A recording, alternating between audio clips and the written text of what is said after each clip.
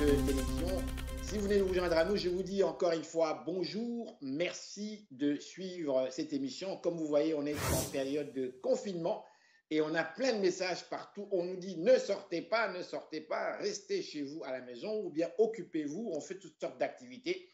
Eh bien, nous, à l'émission, on continue parce que l'émission doit continuer. Donc, on fait un petit peu le tour quand même du monde. On a l'occasion cette fois-ci de pouvoir circuler un peu au travers le monde. Et là, on est à Montréal avec une dame. Elle est en fait, elle est montréalaise pure laine, maman, la familia. Bonsoir Myriam, comment ça va? Bonsoir Henri, ça va très bien. Alors, au fait, pour notre public qui vous regarde actuellement, d'ailleurs, vous êtes à Montréal actuellement, n'est-ce pas? Oui, tout à fait, à Montréal, dans le sud-ouest de Montréal. Au fait, qui êtes-vous au juste? Oh, quelle bonne question, qui suis-je? Ben, montréalaise, oui, néo-québécoise, donc québécoise native de Québec, en fait, et à Montréal depuis plus d'une trentaine d'années. Je suis une maman, évidemment, mère de trois jeunes garçons de 6 ans, 9 ans et 11 ans bientôt. Je suis également une amoureuse du voyage, évidemment, et des communications, une ancienne du domaine des communications, mais maintenant, je travaille depuis 13 ans déjà chez Air Canada, donc dans le domaine de l'aviation. Bravo, bravo, j'ai vu les photos là. Oui. Vous semblez très heureuse là, hein? Tout à fait, tout N'est-ce à pas? fait. C'est une carrière qui m'a choisie. Je ne l'avais pas choisie à la base, mais Oui. je m'y retrouve bien. Dites-moi, les Très voyages, heureuse. justement, dans votre cas, vous voyagez partout dans le monde. L'avion, pour vous, c'est tout à fait normal. Ça fait partie de votre travail. Exact. Est-ce que lorsque vous avez entendu parler justement de cette pandémie, est-ce que ça vous a pas fait peur, du moins dans les premiers moments, dans en fait les premiers temps? Comment est-ce que vous avez réagi? Vous qui êtes mère de famille, qui avez 3 enfants. Oui, oui, tout à fait. Ben, en plus, c'est ça, comme j'habite en partie avec mon père qui est quand même assez âgé, donc j'ai des jeunes enfants et j'ai également mon père qui est dans la plus de 80 ans. Donc j'étais pas inquiète, mais j'étais concernée. J'étais un peu consciente du problème. En même temps, ça me semblait très loin, comme ça ne se passait pas chez nous, quand ça a commencé, je parle évidemment. Il y a Oui. quelques mois, moi, je travaillais encore, je volais encore, jusqu'à ce que je tombe en vacances en mars. Donc, Mhm. ce qui m'a permis d'être à la maison malgré moi, en fait, dans le sens que c'était planifié. Ce n'était pas Oui. à cause du travail ou de la pandémie, j'étais à la maison de toute façon.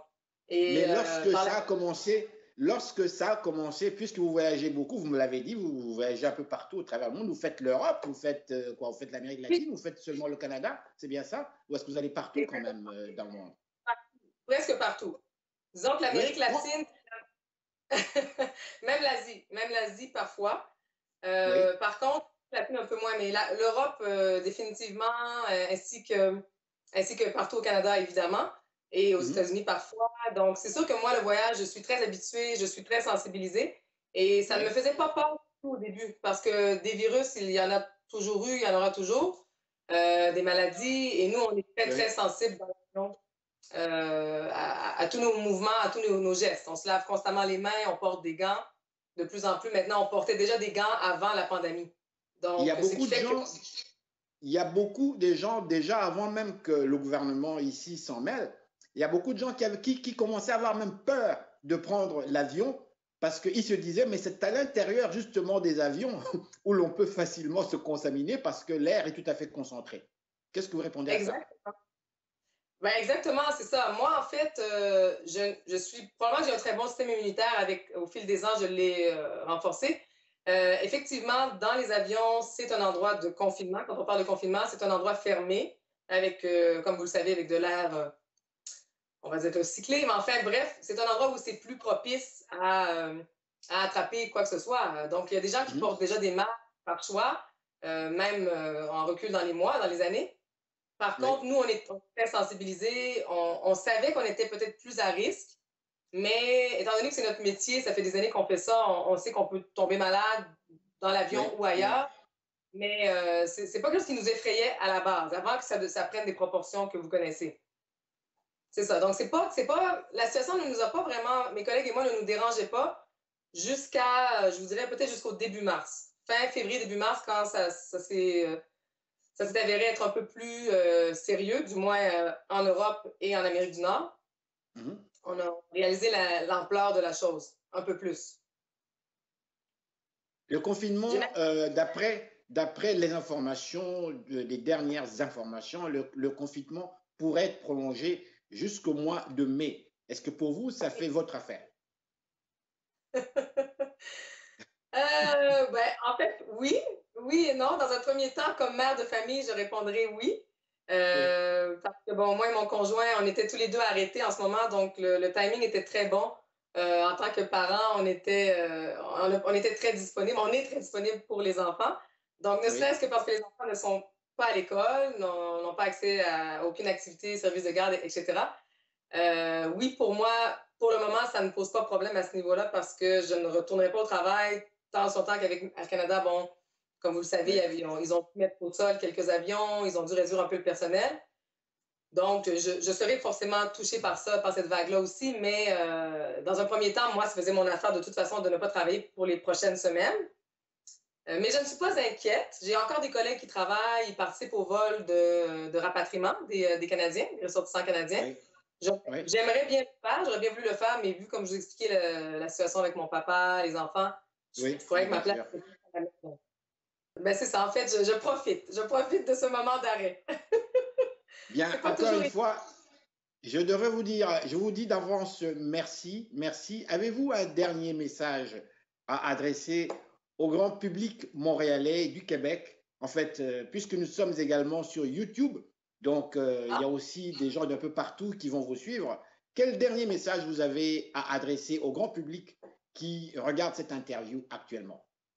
D'accord. Ben, pour ce qui est trait au domaine du voyage, moi, je suis une amoureuse du voyage, une grande voyageuse. J'espère que ça n'aura pas pour effet et comme impact de créer une peur chez les gens et de leur enlever l'envie de voyager dans les prochaines semaines, prochains mois, prochaines années à venir, évidemment.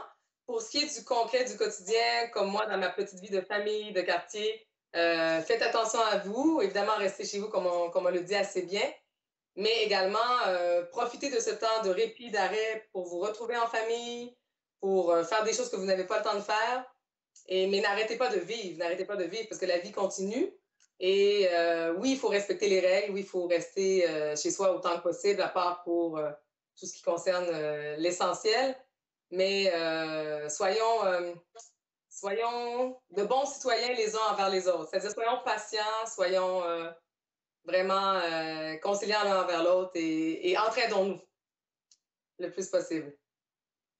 Merci, merci infiniment. Merci beaucoup, Myriam. Et je vais vous souhaiter, ainsi qu'à votre famille, une excellente journée et un très bon confinement. Profitez-en, comme on dit, en famille, bien sûr. Merci beaucoup. Merci Henri, à la prochaine. Merci, à la prochaine. Au revoir. Au plaisir. Madame, Monsieur, bonsoir. Ici Henri Ngaka. Ne ratez surtout